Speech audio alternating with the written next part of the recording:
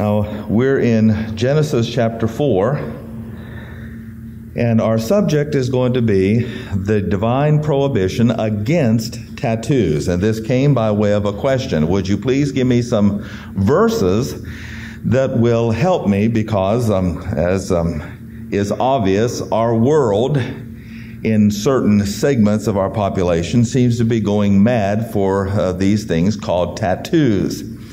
Now, I was going to start the study with, well, what is a tattoo? He is the small man that used to run around on Fantasy Island saying, deplane, deplane.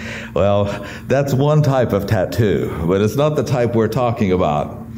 We're actually talking about something that marks the human body, that colors the human body, especially by way of a pattern, a word, something of that nature. And we'll see that in just a little bit. Now, as you look out in our world, you mainly see these things on what would be considered the counterculture. You know, if you look at the National Basketball Association, not all of the players are covered with tattoos.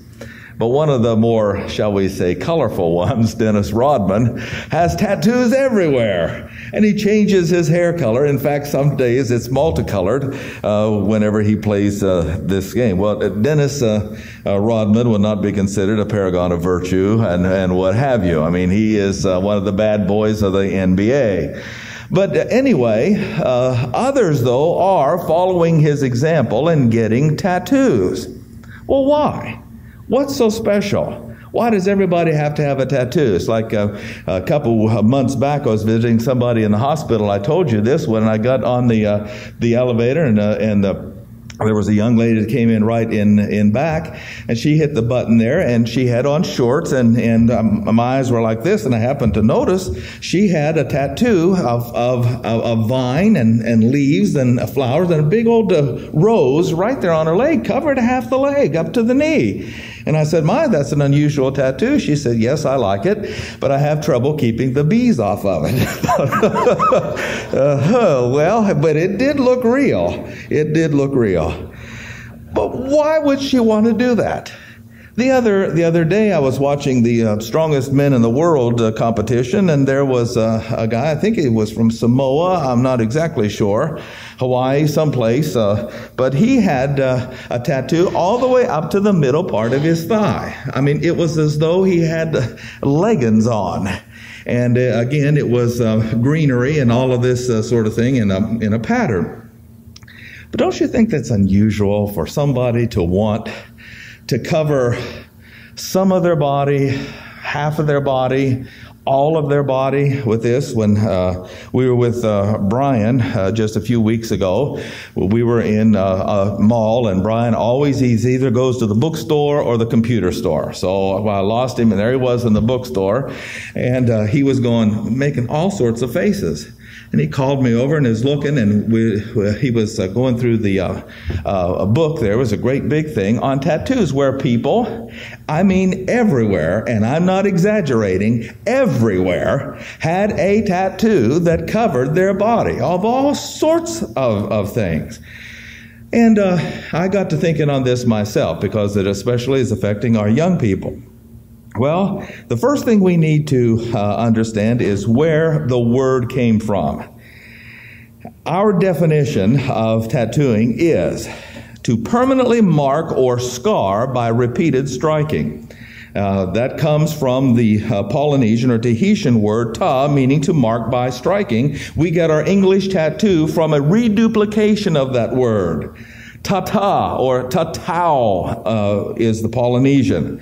From that, we get our English definition. It is the art, if you want to call it that, and I've seen some pretty good artists, some pretty good renditions in these tattoo forms.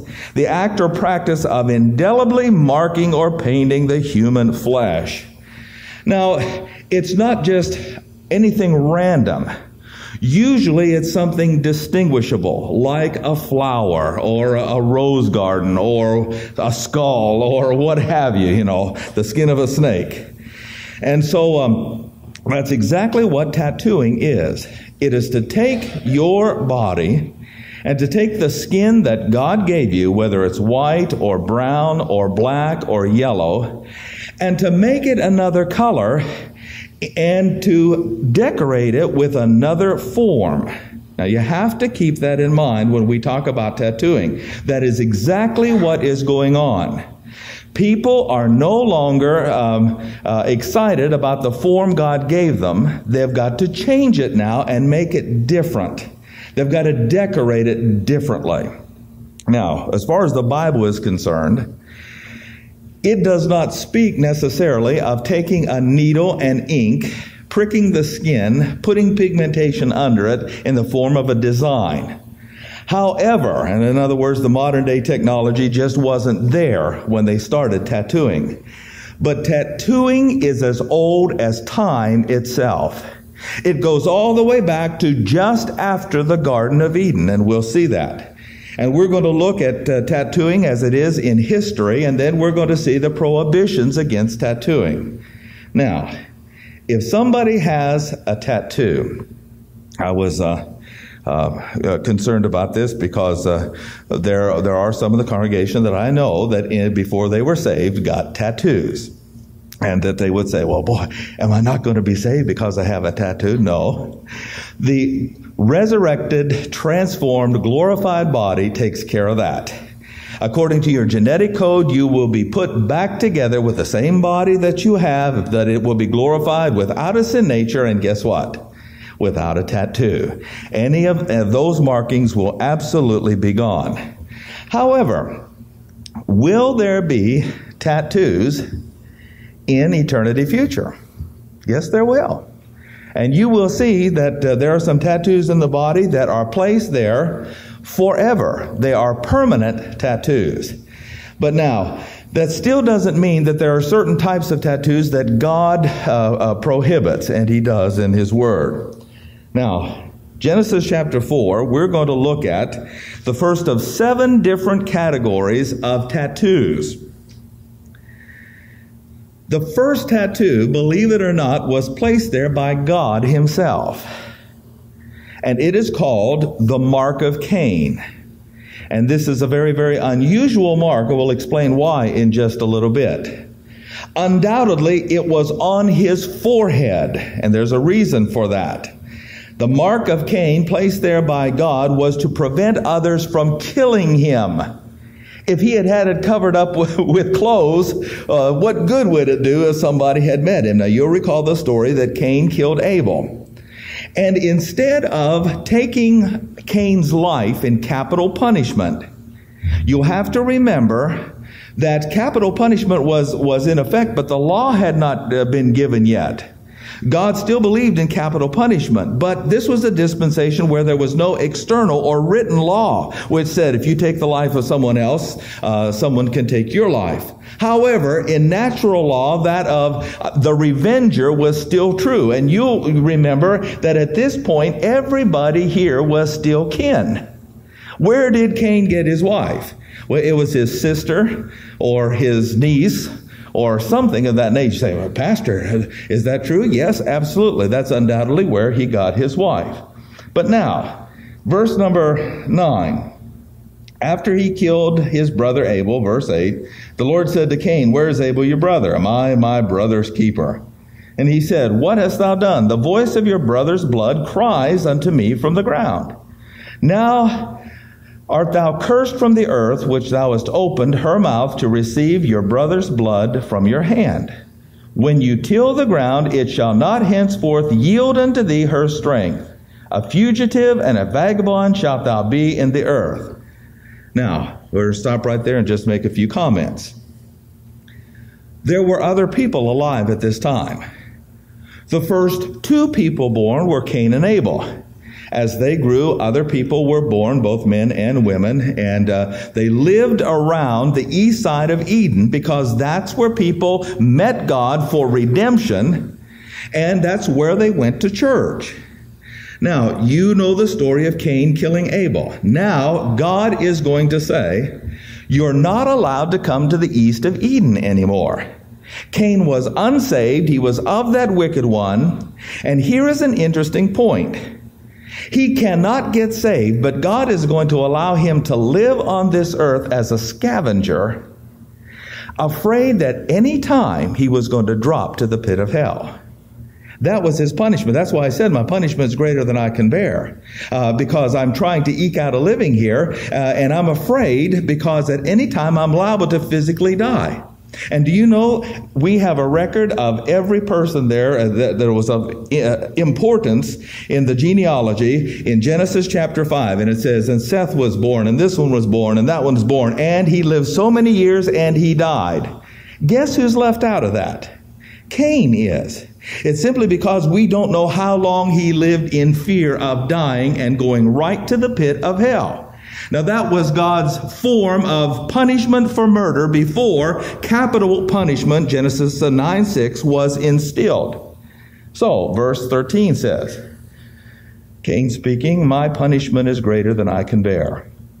Behold, you have driven me out this day from the face of the earth, and from thy face shall I be hidden. I will be a fugitive and a vagabond in the earth, and it shall come to pass that everyone that finds me shall slay me. Now, the reference to the face of the earth and your face means that he could not go back to the east of Eden and offer a sacrifice like they were doing for his salvation.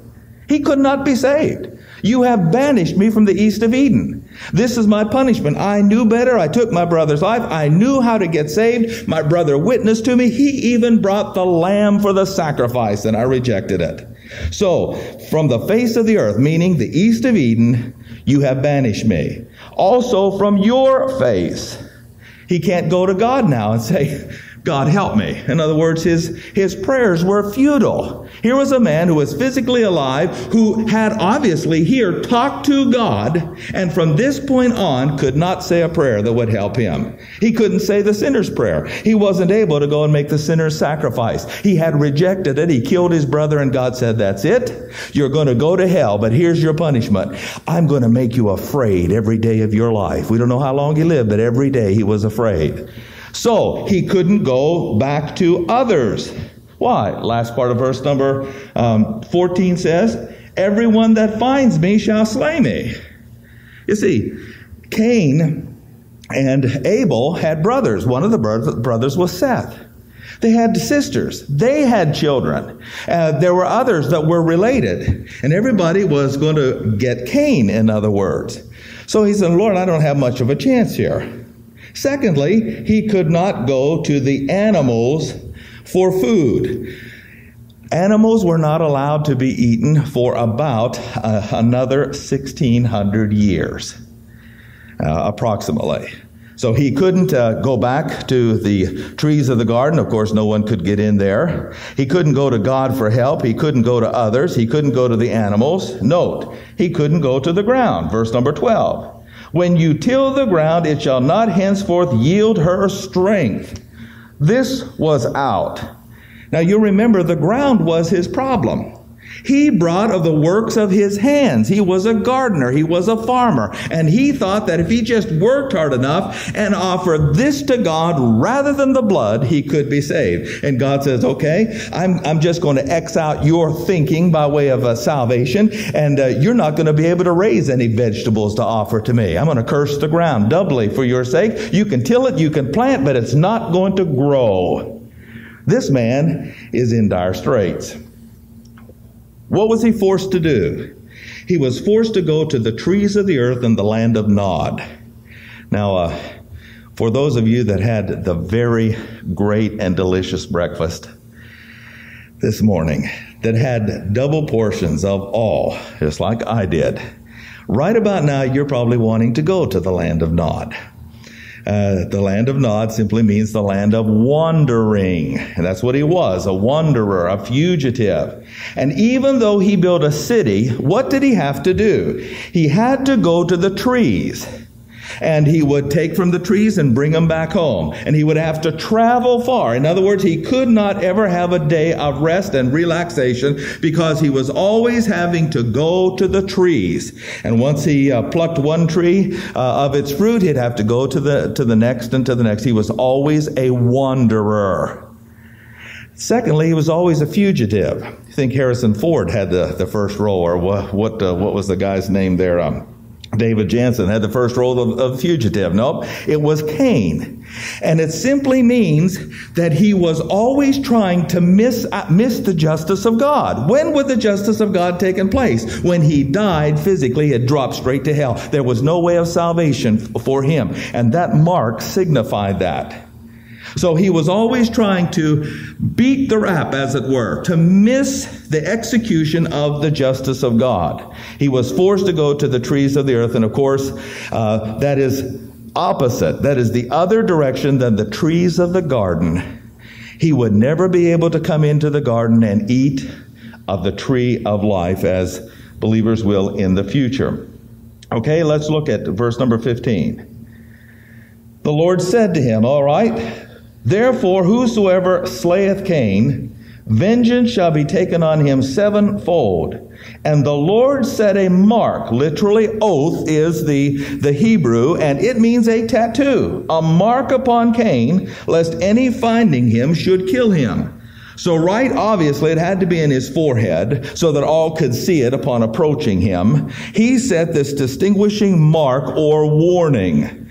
So the very first types of tattoos we find in the scripture were those that God himself placed on a person, warning others not to kill him. Now we're going to have a situation here of one that is placed on a bad person and two others that are placed on good people. So tattoos are not necessarily bad. It just depends on what they stand for and who puts them there. Okay, let's go then to Ezekiel.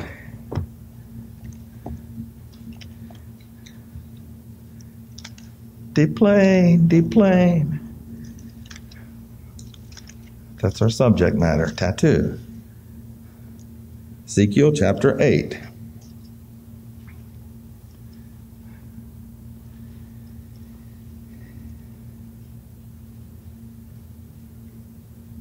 And we'll not read the whole chapter. We'll just pick the more important verses as we move to the second type of tattoo.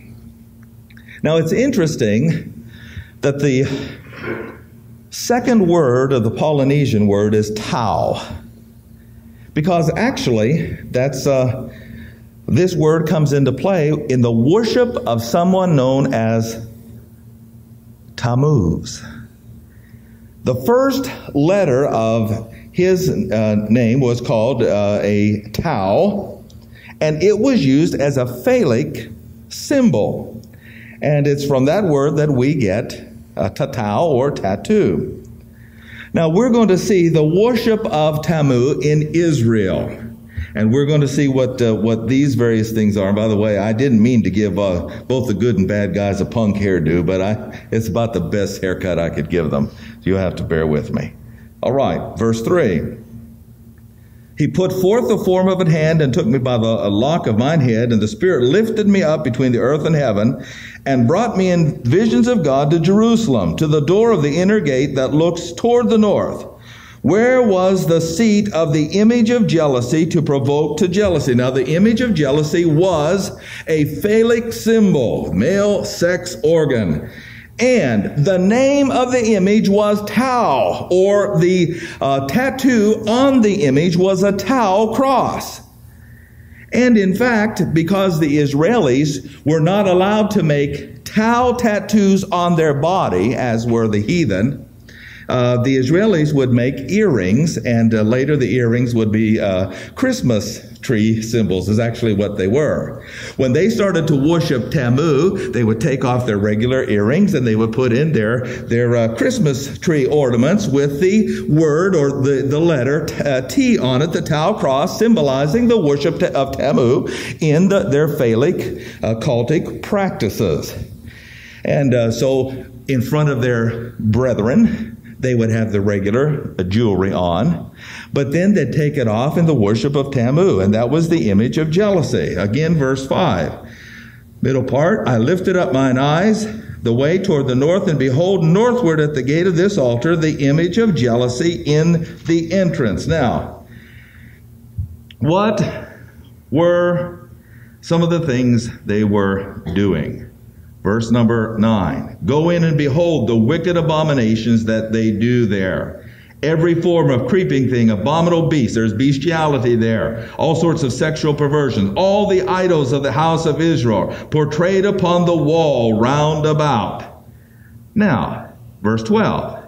Son of man, have you seen the ancients in the house of Israel do in the dark, every man in the chambers of his imagery? For they say, the Lord doesn't see us, the Lord has forsaken. He said unto me, turn thee yet again, and thou shalt see greater abominations that they do. Then he brought me to the door of the gate of the Lord's house. Remember, they were just there and saw the image of jealousy, which was a phallic symbol, which was toward the north, and behold, there sat women weeping for Tammuz. Now, the first letter of his name was the Tau, and it became known as the Tau cross. And it simply meant that when they wore these earrings or the necklaces that had the Tau symbol on there, that they were available to have church. Only their type of church was to take their clothes off and to have sexual orgies. That's what Tammuz was. And here he was found in the very house of God. And God said, I've had enough. Now here's what God did. Tau is also the 22nd letter of the Hebrew alphabet. It is also a word in the Hebrew. It is the last word, like Alpha and Omega in the Greek. Omega is the last word in the Greek alphabet. And God said, I'm going to have the last word on this. Here's what I'm going to do. Now, Israel, remember, was not allowed to cut their flesh in the form of a Tau cross, as the heathen did, saying, I belong to Tammuz. I worship in this fashion. So God says, here's what I'm going to do. I'm going to put a Tau on the forehead of everybody who's been faithful to me. I'm going to put a divine mark on those people saying, I have the last word. I have the last laugh. Tau is there. Get it? Tau is in my house, and those people that worship that Tau are going to be judged. But a Tau, my Tau, is on the forehead of those that have been faithful. Chapter 9. Verse 2. Well, let's go back to verse 1. He cried in mine ears with a loud voice, saying, cause them that have charge over the city to draw near, even every man with his destroying weapon in his hand. 6 men came from the way of the higher gate, and so forth. And one man among them was clothed with linen, with a writer's inkhorn by his side. And they went and stood beside the brazen altar. And the glory of the Lord was gone up from the cherub whereupon he was to the threshold of the house. And he called to the man clothed with linen, which had the writer's inkhorn by his side. The Lord said to him, go through the midst of the city, through the midst of Jerusalem, and set a mark. Only this time the word mark there is the Hebrew Tau. Set a Tau tattoo on everyone that is faithful to me. Set a mark upon the foreheads of the men that sigh and cry for all the abominations that be done in the midst thereof. Men that are broken-hearted over what's happening. And to the others he said in mine hearing, go ye after him through the city and smite. Let not your eye spare, neither have ye pity. Slay utterly old, young, maids, children, women, but come not near unto any man upon whom is the Tau mark, the Tau tattoo, and begin at my sanctuary. And there they began, the ancient men which were before his house. So the second type of tattoo, again, was placed there by God himself. In the first, not to harm Cain, because he wanted Cain to live in fear every day of his life. He wanted him to be a vagabond, literally a scavenger. He wanted him to have to travel like a gypsy, foraging for food. And when the food ran out, he couldn't go to animals. He couldn't go to the ground. He was forced to go to the trees, but eventually he would pluck those clean. He'd have to travel greater distances. He was afraid that others might take vengeance on him for killing his brother. He couldn't pray to God, and he couldn't go back and make things right. The mark forbade him to go and offer a blood sacrifice. Those days were over. And so God did that. But in the other case, to these people, he did not give them the opportunity, in this case, to get saved. If they had the Tau earrings, the Tau necklaces on, he said, kill them. But here's the irony. I'm going to put a towel on the forehead of everybody faithful to me. I'm going to put a tattoo there. And that is going to be a reminder that I have the last word, not Tamu. And these people will be protected, and the worshipers of Tamu will be destroyed.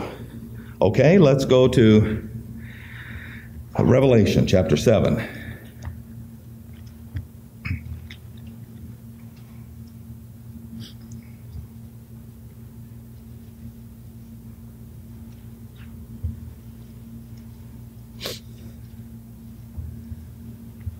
Now we have another tattoo that God himself places there.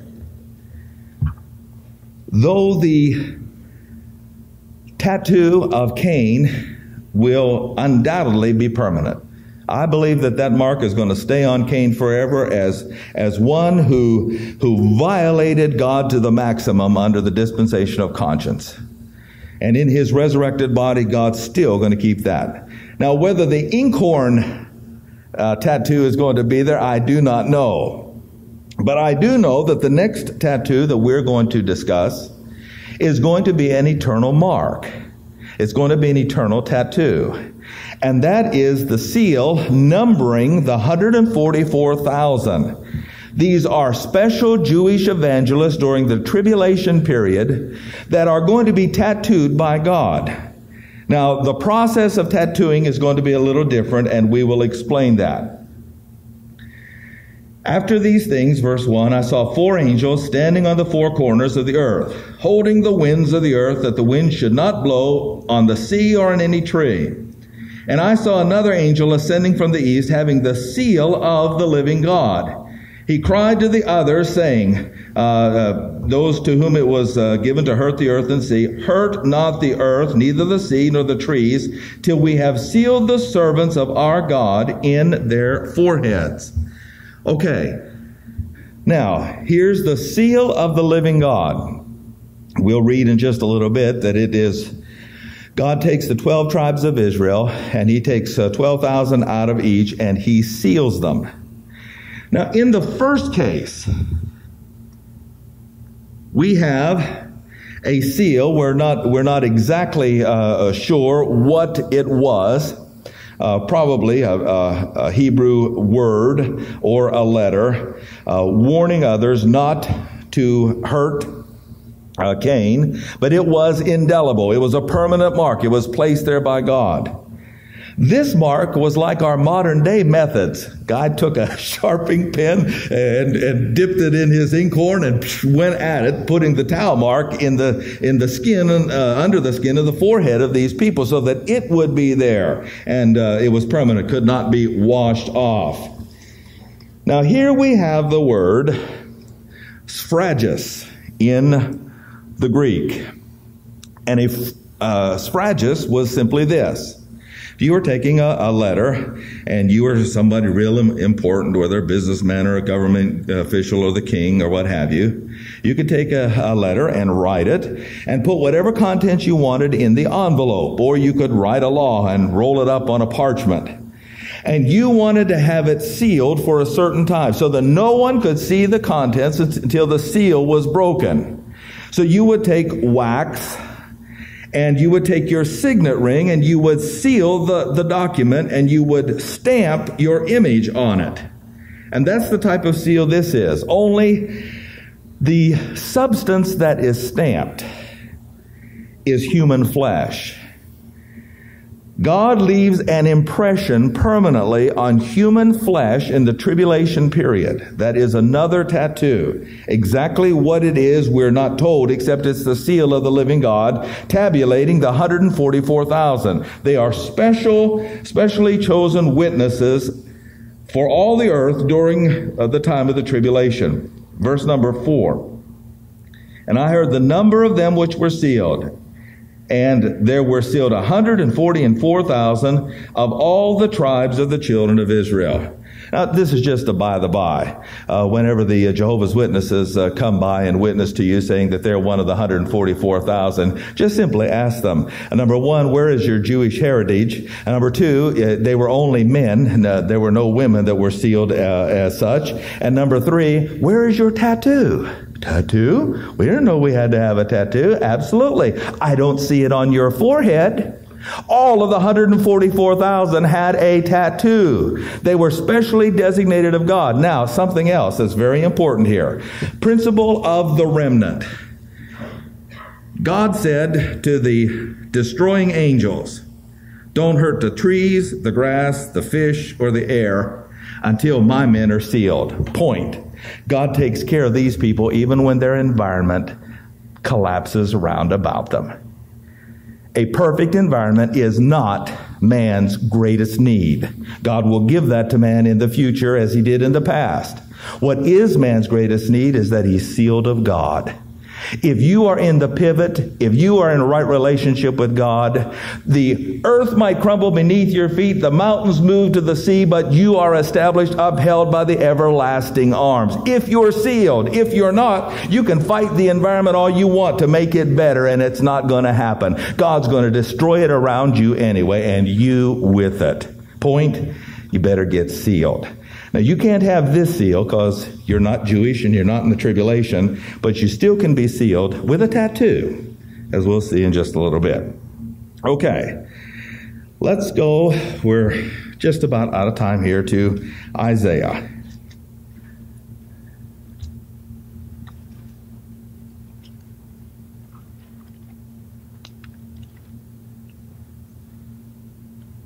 Isaiah 49. We'll probably just get to touch on this. Isaiah 49.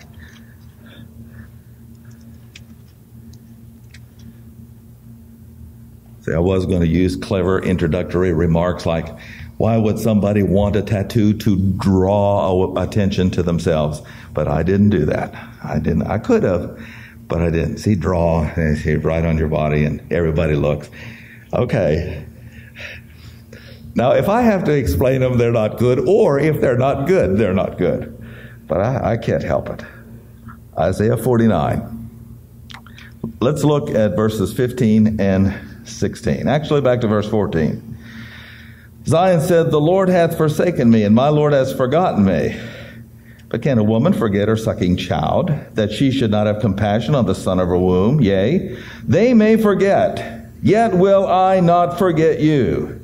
Behold, I have graven thee upon the palms of my hands, and thy walls are continually before me. We'll at least get to the graven part here.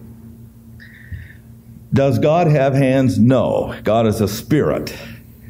What is this? This is an anthropomorphism. Anthropos, man, amorphos, something that man has, a form that man has, that God doesn't have. But why does he say this?